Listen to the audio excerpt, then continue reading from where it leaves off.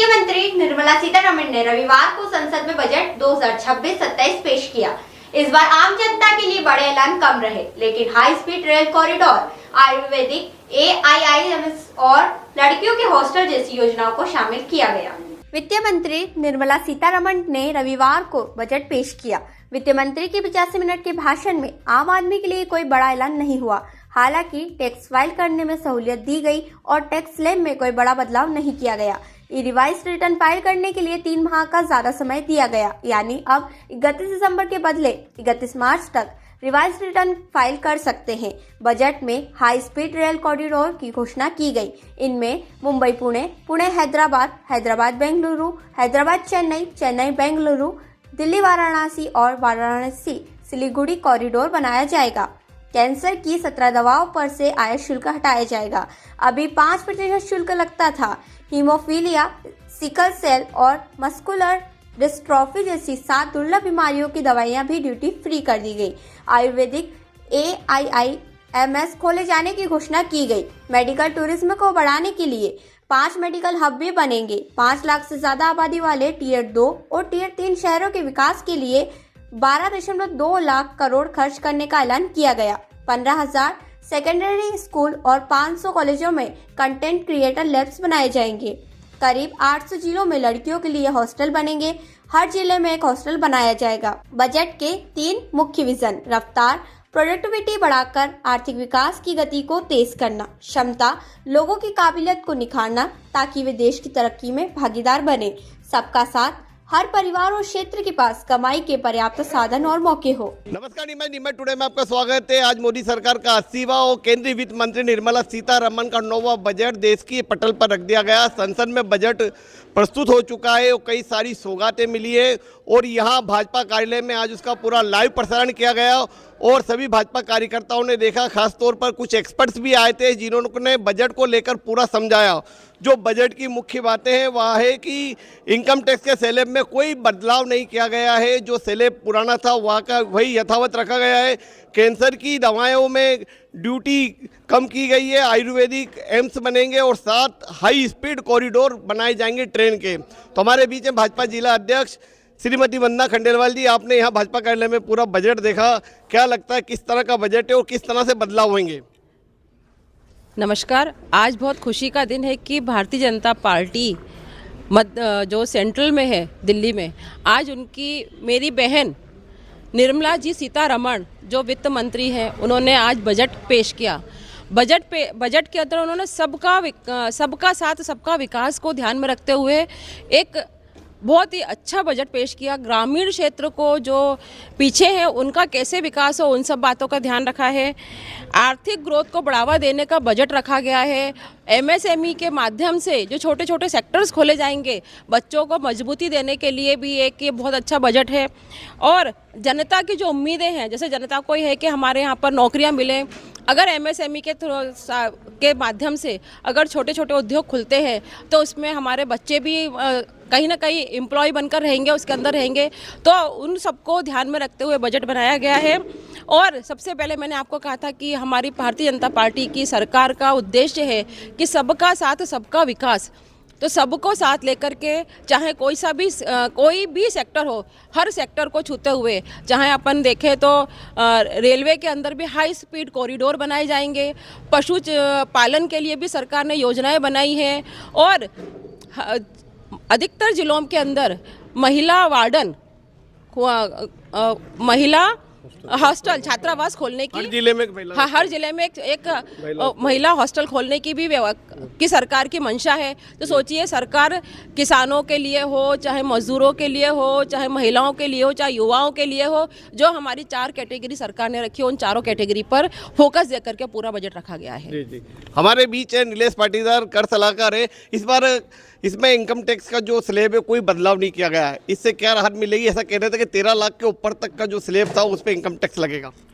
नहीं, जो मुख्य रूप से जो 12 लाख रुपए तक की जो छूट की सीमा थी, माननीय निर्मला सीतारमण जी ने उस छूट की सीमा को वहीं बरकरार रखते हुए, पर उसके इंटरनल जो पार्ट है आप देखेंगे कि फेसलेस असेसमेंट और जो कमी तकनीकी कमियां थी, जैसे उसमें प्रोसिक्यूशंस की कार्रवाइयाँ हों या जो टेक्निकली उसमें जो गुण दोष थे उसके आधार पर उन चीज़ों को समावेश करके हुए और सरलीकरण करने की प्रक्रिया करी है।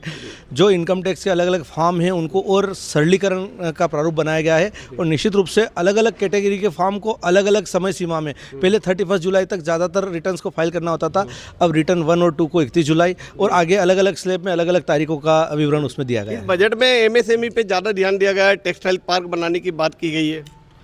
नरेंद्र मोदी जी के नेतृत्व में जो भारतीय जनता पार्टी की सरकार केंद्र में इतने वर्षों से है, निर्मला जी सीतारमण जी सर्वस्पर्शी और सर्वव्यापी बजट को प्रस्तुत करा है। उसमें मुख्य रूप से ग्रामीण और शहरी परिवेश का मुख्य आधार एमएसएमई होता है। छोटे एवं मध्यम उद्यम जो होते हैं उनका विकास ही पूरे देश की रीढ़ की हड्डी होती है और वही रीढ़ के वही तय करता है, वही विकास तय करता है।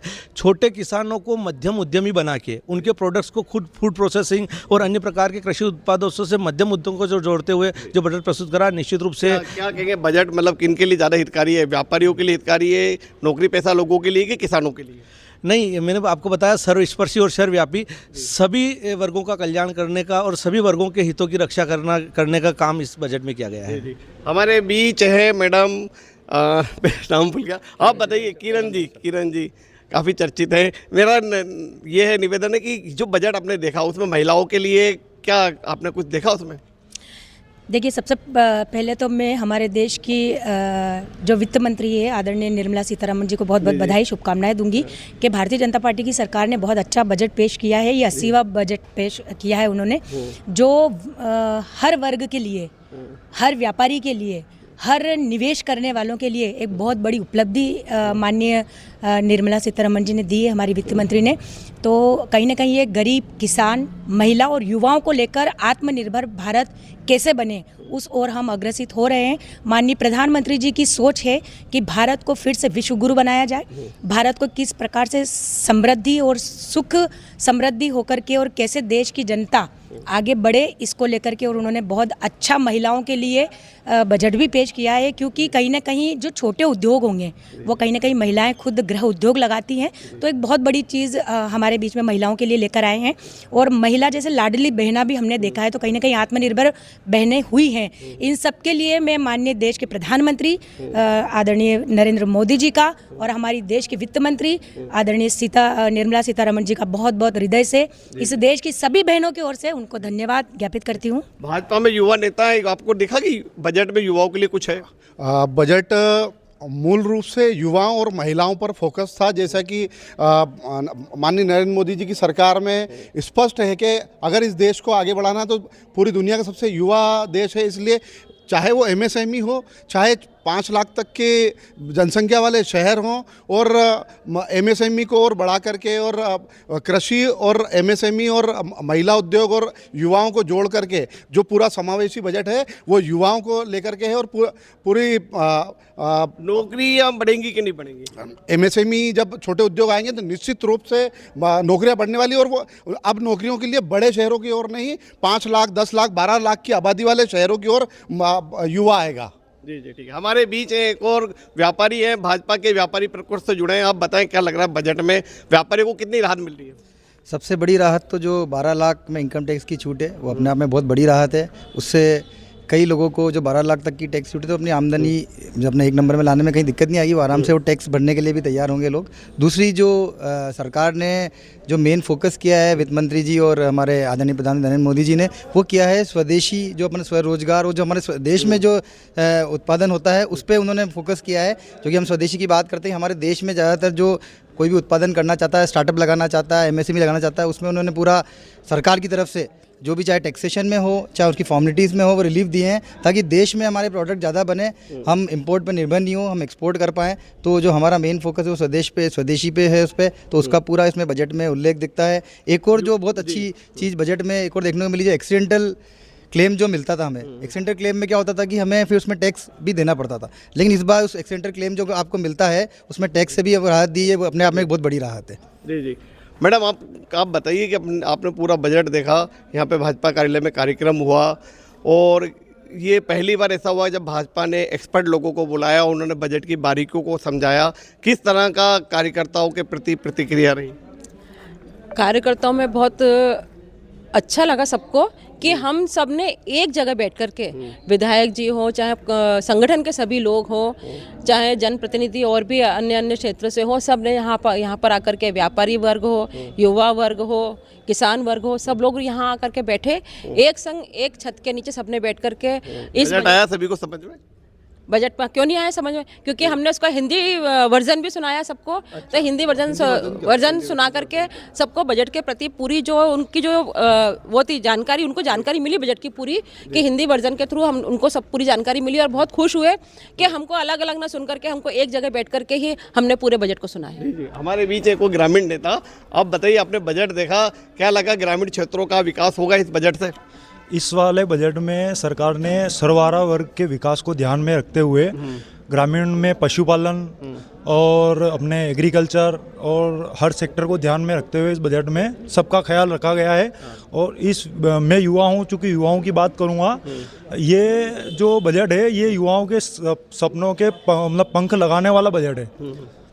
तो युवा उद्यमी योजनाओं और युवा इसमें रोजगार देने के लिए आएंगे। अब नौकरी के पीछे भागने वाला युवा नहीं, आज अब जो मोदी जी के भारत मतलब जो विकसित भारत का जो युवा है वो मेक इन इंडिया मिशन के तहत अब रोजगार देगा, वो नौकरी के पीछे नहीं भागेगा और युवाओं को रोजगार देने मतलब ये जो MSME के तहत जो फैक्ट्रियाँ डलेंगी, टेक्सटाइल हब बनेंगे, उससे युवाओं को रोजगार बढ़ेगा। बिल्कुल जी जी, ये बिल्कुल ठीक ठीक। तो आपने देखा कि यहाँ भाजपा कार्यालय में बड़ी संख्या में भाजपा कार्यकर्ता थे जिन्होंने बजट का सीधा लाइव देखा और बजट को प्रतिक्रिया दी और बताया कि बजट सभी के लिए हितकारी है, सभी के लिए फायदेमंद है।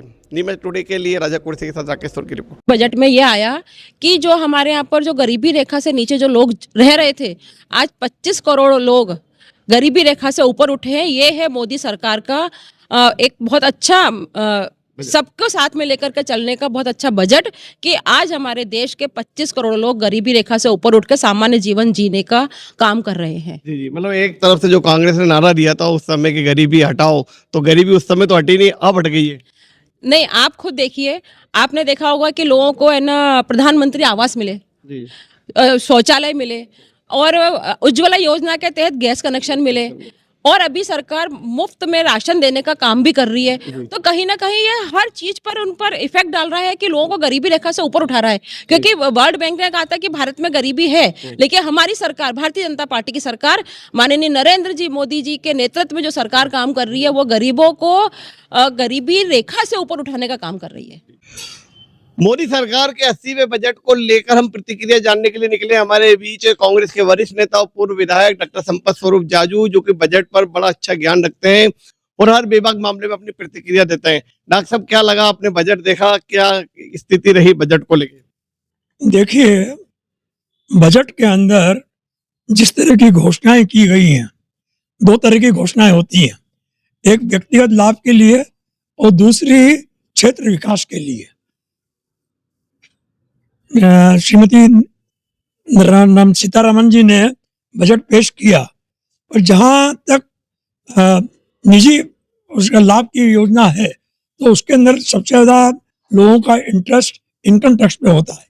इनकम टैक्स के अंदर कोई भी बदलाव नहीं करना और कुछ भी नहीं, जबकि लोगों को ये था कि स्टैंडर्ड डिडक्शन के अंदर बदलाव होना चाहिए, जो नहीं हो पाया।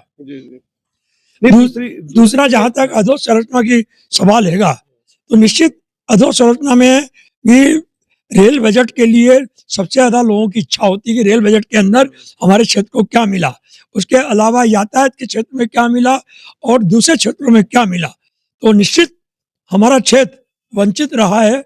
जो योजनाएं पूर्व में भी स्वीकृत थी उनके लिए भी इसका विस्तारीकरण तो अब आएगा ना क्षेत्र को लेके? नहीं, क्षेत्र के मैं आपको ये तो बता रहा हूँ मैं कि जो आ चुका है, जो घोषणा की है उसके अंदर बता रहा हूं मैं आपको कि उनने आपका 7 सुपर कॉरिडोर की घोषणा की है रेल के अंदर। उनने उधर पूर्व, उत्तर, साउथ के अंदर लिया, पर राजस्थान और मध्य प्रदेश को जोड़ते हुए मुंबई है उसको नहीं लिया। नहीं तो उदयपुर से लेकर आप इदोपुर, चित्तौड़, रतलाम होते हुए बॉम्बे तक की कॉरिडोर बन सक रहा था। ऐसे ही फ्रेट कॉरिडोर की बात की है कि हम फ्रेट कॉरिडोर डेवलप करेंगे। नीमच में ऑलरेडी वर्षों पूर्व दिल्ली मुंबई फ्रेट कॉरिडोर स्वीकृत है रेल का, पर उसके ऊपर कोई आज तक अच्छा, इस बजट में टेक्सटाइल सबको ज्यादा तवज्जो दिया गया है और एमएसएमई के लिए भारी भरकम बजट दिया गया है ताकि युवाओं को फैक्ट्रियों में रोजगार मिल सके। देखिए, ये भी हमारे क्षेत्र के हिसाब से देखा जाए तो जो पूर्व में भी किया गया है तो उसका लाभ अभी तक हमारे क्षेत्र के लोगों को नहीं मिला है। रहा सवाल, दूसरी बात एक और है कि पर्यटन के बारे में बात की गई है कि पर्यटन के अंदर पूर्वोत्तर क्षेत्र में इनने बौद्ध सर्किट की घोषणा की है। मेरा ये मानना था कि आने वाले समय के अंदर हमारे यहाँ पर उज्जैन के अंदर महाकुंभ हो रहा है, तो आप कम से कम ओंकारेश्वर, उज्जैन और पशुपतिनाथ मंचों को लेके एक शिव सर्किट तो बना सकते थे और उसका डेवलपमेंट करके लाभ मिल सकता था। तो मेरे हिसाब से तो बजट में एक और के 25 करोड़ लोगों को गरीबी रेखा से ऊपर उठाया गया है। यह भी एक बड़ा तर्क है। वो कह रहे हैं बड़ी उपलब्धि है कि 25 करोड़ लोग गरीबी रेखा से ऊपर उठ गए। देखिए, गरीबी रेखा से ऊपर उठ गए हैं तो आप ये बताइए कि जो 80 करोड़ लोगों को बीपीएल के तहत राशन दिया जा रहा है उसमें कितनी कटौती हुई? तो आज की तारीख में वो आके 50 करोड़ से कम हो जाना चाहिए, पर अभी भी सरकार 80 करोड़ लोगों को ही दे रही है। तो इसका मतलब कहीं ना कहीं लूप लाइन में ये तो भ्रष्टाचार हो रहा है या इसका दुरुपयोग हो रहा है और उसको नियंत्रण के लिए भाजपा कह रही बजट सर्वहितकारी है और सभी को फायदा मिला है। आप क्या कहेंगे? देखिए, सर्वहितकारी तो नहीं है, हमारे क्षेत्र के लोगों के लिए तो नहीं है। रहा सवाल बाकी लोगों के लिए, तो अब सर्वहितकारी का मतलब क्या है?